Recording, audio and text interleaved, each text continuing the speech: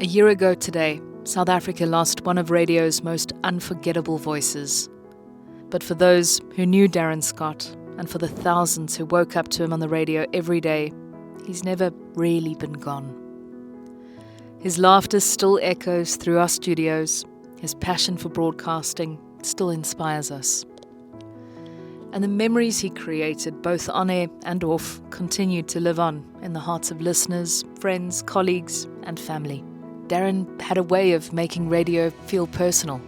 Whether he was making you laugh, telling a story, or simply keeping you company on the drive to work, he made people feel connected. Today, 1 year later, we remember the legend, the broadcaster, the friend, and the man behind the microphone.